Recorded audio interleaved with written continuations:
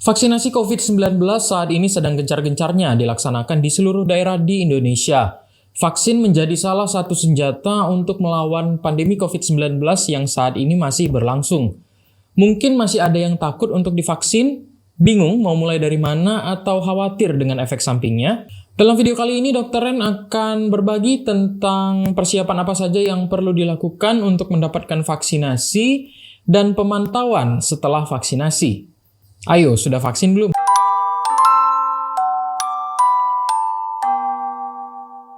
Vaksinasi adalah salah satu cara untuk mencegah penyakit infeksi. Vaksin COVID-19 yang ada saat ini sudah terbukti efektif dan aman untuk mencegah infeksi COVID-19 dan mengurangi tingkat keparahan penyakit kalaupun terinfeksi. Dua vaksin COVID-19 yang paling banyak digunakan di Indonesia, vaksin COVID buatan Sinovac dan AstraZeneca, sudah pernah Dr. Ren bahas sebelumnya di video ini. Kalian bisa cek langsung datanya di sini kalau memang masih ragu. Jadi apa yang perlu dipersiapkan sebelum menerima vaksinasi COVID-19? Pertama, pastikan dulu Anda termasuk yang direkomendasikan untuk menerima vaksin COVID-19.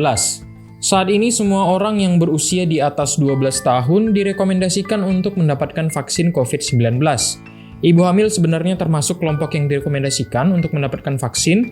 POGI, Perkumpulan Dokter Ahli Kandungan di Indonesia, juga sudah mengeluarkan rekomendasi agar ibu hamil bisa divaksin, apalagi kalau memiliki komorbiditas dan sering bertemu dengan orang lain.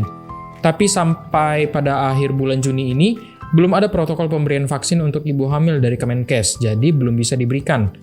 Sedangkan untuk anak usia 12-17 tahun, pemerintah sudah mengeluarkan edaran bahwa anak remaja pada usia ini bisa divaksinasi COVID-19.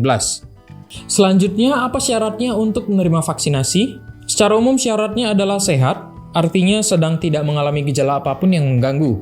Kalau punya riwayat penyakit, apakah boleh divaksin? Tentunya boleh. Riwayat penyakit justru bisa menjadi komorbiditas atau faktor pemberat penyakit COVID-19. Sehingga vaksinasi pada kelompok ini seharusnya lebih diprioritaskan.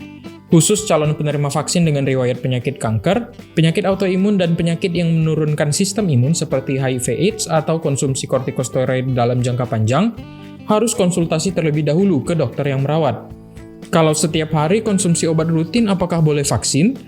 Kalau konsumsi obat-obatan yang menurunkan sistem imun, tidak boleh, karena obat-obatan ini mungkin bisa menurunkan efektivitas vaksin. Inilah salah satu alasan mengapa calon penerima vaksin dengan riwayat penyakit autoimun dan kanker yang biasa mengkonsumsi obat-obatan yang bisa menurunkan sistem imun, harus konsultasi terlebih dahulu sebelum vaksinasi. Kalau konsumsi obat-obatan rutin lain seperti obat diabetes, obat hipertensi, obat kolesterol, boleh tetap vaksinasi karena obat-obatan ini tidak mengganggu kerja vaksin. Nah, sebelum vaksin apakah perlu tes PCR dulu? Tidak perlu, kecuali kalau ada kontak erat dan gejala COVID-19. Kalau sedang positif COVID-19, jangan ikut vaksinasi dulu. Untuk yang sedang positif COVID-19, vaksinasi bisa ditunda sampai 3 bulan pertama semenjak gejala pertama muncul. Hal ini karena dalam 3 bulan pertama ini diketahui sistem imun tubuh memiliki antibodi yang kuat untuk melawan COVID-19. Namun setelah 3 bulan, pertahanan ini menurun sehingga penyintas COVID-19 tetap perlu ikut vaksinasi. Kalau sudah memenuhi syarat, artinya sudah siap untuk divaksinasi. Langkah selanjutnya adalah melakukan pendaftaran vaksinasi. Untuk lokasi vaksinasinya, calon penerima vaksin bisa pilih sendiri mau ikut vaksinasi di fasilitas kesehatan mana yang tentunya melayani vaksinasi COVID-19. Saat ini seluruh puskesmas seharusnya sudah bisa melayani vaksinasi COVID-19. Selain itu, beberapa rumah sakit juga sudah membuka pelayanan vaksinasi. Karena informasi di setiap daerah berbeda, kalian bisa cari sendiri informasi tentang vaksinasi melalui media sosial fasilitas kesehatan setempat. Pemerintah saat ini juga sudah menghimpun data fasilitas kesehatan yang melayani vaksinasi. Bisa kalian cek melalui website ini, covid19.go.id/vaskesvaksin.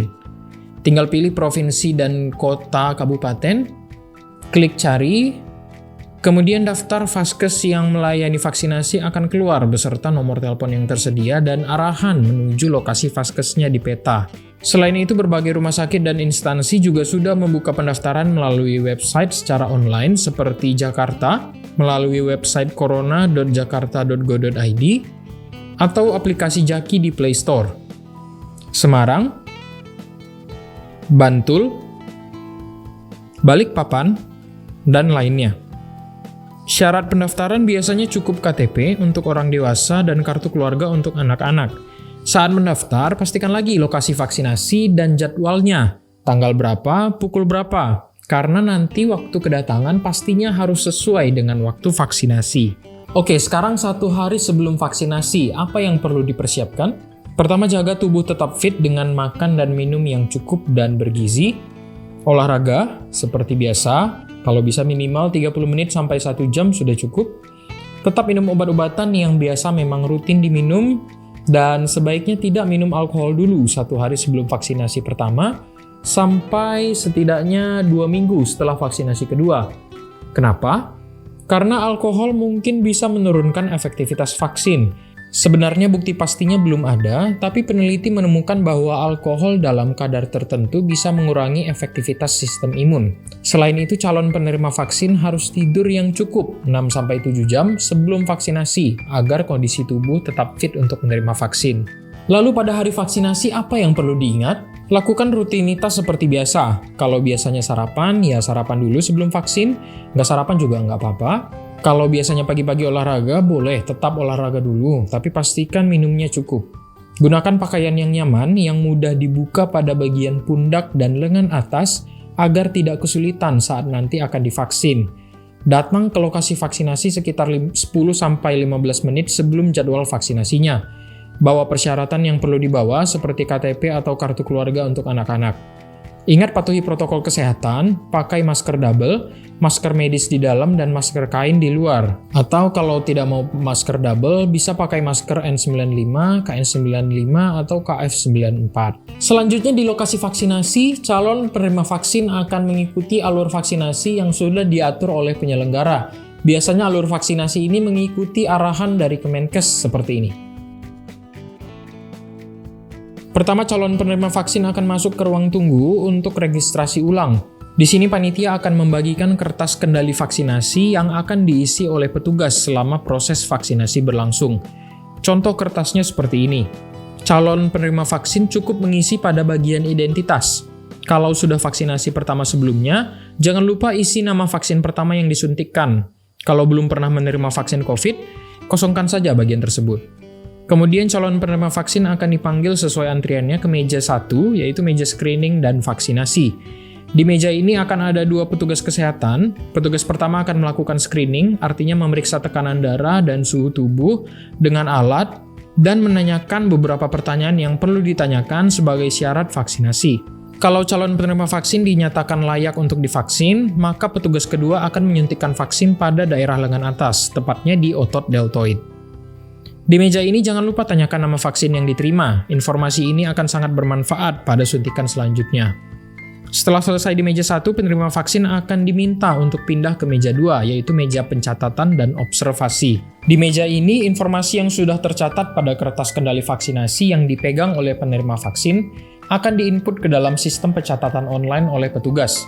Penerima vaksin akan diminta untuk menunggu selama 15 hingga 30 menit di ruang observasi untuk melihat apakah ada efek samping vaksin yang muncul dalam rentang waktu ini. Setelah waktu tunggu selesai, penerima vaksin akan dipanggil kembali ke meja 2 untuk menerima kartu vaksinasi dan informasi mengenai vaksinasi kedua. Selanjutnya, penerima vaksin bisa keluar dari lokasi vaksinasi. Inilah rangkaian alur vaksinasi yang diatur oleh Kemenkes. Dalam pelaksanaannya, mungkin tidak semua vaskes vaksinasi bisa menerapkan alur ini sama persis seperti yang dicanangkan, sehingga semua calon penerima vaksin wajib memperhatikan alur yang sudah dibuat oleh masing-masing penyelenggara vaksinasi. Nah, setelah vaksinasi, apa saja yang perlu dipantau di rumah? Apa yang tidak boleh dilakukan? Setelah vaksinasi, Anda bisa melakukan kegiatan seperti biasa kalau tidak ada efek samping yang dirasa mengganggu aktivitas. Kalau ada, lebih baik beristirahat dulu sampai gejala membaik. Tidak ada pantangan makanan dan minuman, tapi ingat tadi Dr. Ren sebutkan bahwa alkohol sebaiknya sama sekali tidak diminum dulu sampai kurang lebih 2 minggu setelah vaksinasi kedua, karena mungkin bisa menurunkan efektivitas vaksin. Kemudian perhatikan kemungkinan efek samping yang terjadi setelah vaksinasi. Terminologi yang tepat sebenarnya adalah KIPI, kejadian ikutan pasca vaksinasi. Tapi untuk memudahkan, Dr. Ren akan menggunakan kata efek samping. Vaksin COVID-19 yang sudah disetujui di Indonesia saat ini sudah terbukti aman untuk digunakan. Aman bukan berarti pemberian vaksin tidak memiliki efek samping. Efek sampingnya ada tapi umumnya ringan atau sedang, sehingga manfaat vaksinasi jauh melebihi resiko efek sampingnya. Apa saja efek samping vaksinasi? Efek samping vaksinasi yang paling umum terjadi pada beberapa hari pertama. Efek samping ini biasa disebut dengan reaksi pasca vaksinasi. Disebut reaksi karena memang efek samping ini merupakan reaksi tubuh terhadap vaksin yang masuk. Gejalanya adalah demam, lemas, kadang ngantuk, mual, terkadang muntah, sakit kepala, dan beberapa gejala ringan lainnya. Reaksi tubuh ini pasti berbeda-beda pada setiap orang. Ada atau tidaknya reaksi bukan suatu pertanda terbentuk atau tidak terbentuknya antibodi. Selain itu, ada juga efek samping lokal vaksinasi yang merupakan efek langsung dari suntikan ke dalam otot. Biasanya gejalanya nyeri, pegal, terkadang bengkak, dan merah pada lokasi suntikan. Apa yang harus dilakukan dengan gejala-gejala ini? Kalau memang mengganggu, minum obat paracetamol yang biasa dijual di apotek untuk menurunkan demam dan nyeri. Kompres dengan air biasa atau air hangat pada leher, ketiak, dan selangkangan untuk meredakan demam. Untuk gejala bengkak dan kemerahan pada lokasi suntikan, bisa dilakukan kompres dengan air dingin untuk meredakan peradangan pada area suntikan. Secara umum, kalau hanya mengalami efek samping ringan dan sedang ini, penerima vaksin tidak perlu berobat ke fasilitas kesehatan. Namun kalau gejala ringan sedang ini berlangsung lebih dari 1 minggu, penerima vaksin bisa cek ke dokter karena bisa jadi ada penyebab lain selain vaksin. Selain efek samping ringan, semua jenis vaksin diketahui memiliki resiko alergi. Alergi adalah reaksi sistem imun tubuh yang berlebihan terhadap sesuatu yang masuk ke dalam tubuh. Semua obat yang kita minum juga bisa menyebabkan alergi. Reaksi alergi bermacam-macam, bisa ringan hingga mengancam nyawa. Inilah tujuannya dilakukan pemantauan selama minimal 15 menit setelah suntikan vaksin, karena reaksi alergi paling parah biasanya muncul di menit-menit awal. Reaksi alergi bisa terjadi hingga 24 jam setelah suntikan, namun biasanya ringan kalau sudah selama itu. Beberapa jenis vaksin juga diketahui memiliki efek samping serius yang membutuhkan perawatan rumah sakit. Namun efek samping serius ini sangat jarang terjadi. Di angka 1 kasus dalam 1 juta suntikan sampai 1 kasus dalam 100.000 suntikan. Vaksin COVID-19 buatan Sinovac, vaksin yang paling banyak dipakai di Indonesia, sampai saat ini belum pernah dilaporkan memiliki efek samping serius, selain reaksi alergi berat yang tadi sudah dokter sebutkan.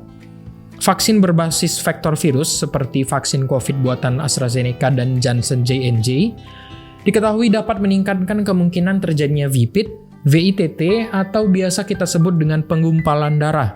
Gejalanya bervariasi tergantung di mana penggumpalannya terjadi, seperti nyeri kepala hebat, kejang, kelemahan anggota gerak tubuh, gangguan penglihatan, sesak napas, nyeri dada, nyeri perut terus-menerus, dan kaki bengkak kemerahan.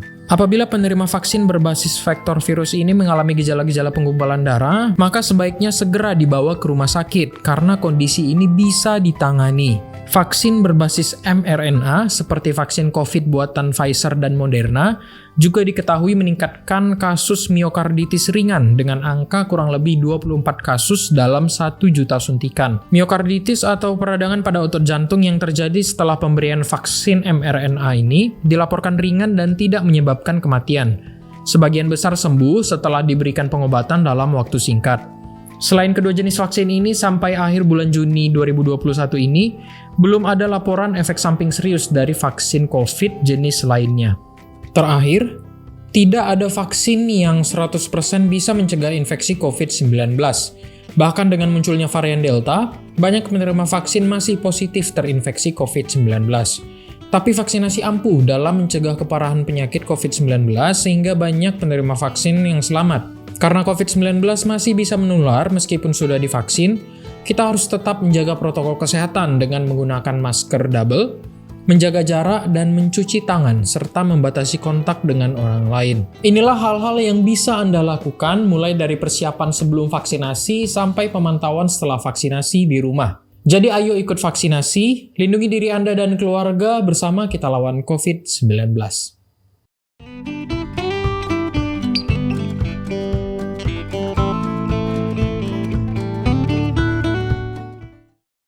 Seperti biasa, sumber-sumber yang dokter Ren gunakan dalam video ini sudah tercantum di dalam kolom deskripsi. Semoga video ini bisa membantu dan jangan lupa subscribe agar tidak ketinggalan konten selanjutnya.